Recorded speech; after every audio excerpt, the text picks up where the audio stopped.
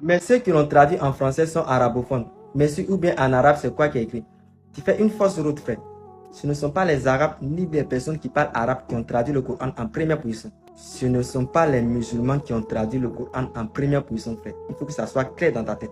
C'est étonnant, non? Mais c'est vrai. C'est une chose que tu ne connaissais pas. Parce qu'ils ont voulu changer le Coran. Ils n'ont pas pu. Le Coran a toujours été en arabe. Jusqu'en 1142. La première personne qui a traduit le Coran en latin, je dis bien en latin, il s'appelle Robert de Quéton.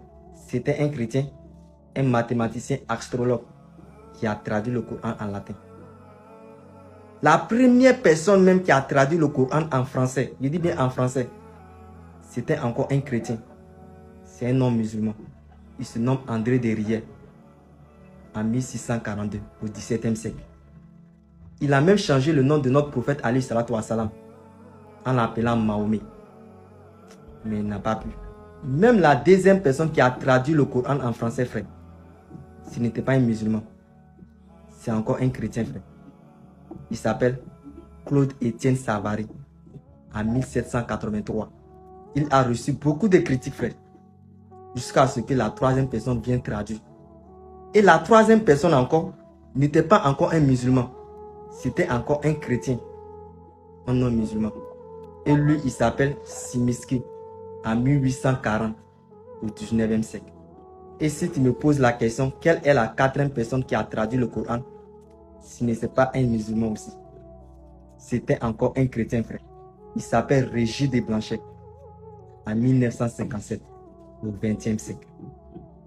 C'est pour te dire que les premières personnes qui ont tenté à traduire le Coran en français, ce ne sont pas les musulmans, mais les chrétiens. Ils ont eu beaucoup de critiques, beaucoup d'erreurs dans ces traditions. Jusqu'à ce que nous, les musulmans, nous faisons notre traduction normale. Et c'est ainsi, Muhammad Amin Doula, un musulman, a traduit le Coran pour la 5e fois, en 1959. Et malgré qu'il était musulman, il a reçu beaucoup de critiques, frère. Et en 1981, il a fait des mises à jour de sa tradition. Et malgré qu'il a fait les mises à jour de sa tradition, étant musulman, il a reçu des critiques encore. C'est pour te dire, nous les musulmans, nous n'avons pas les problèmes avec la traduction.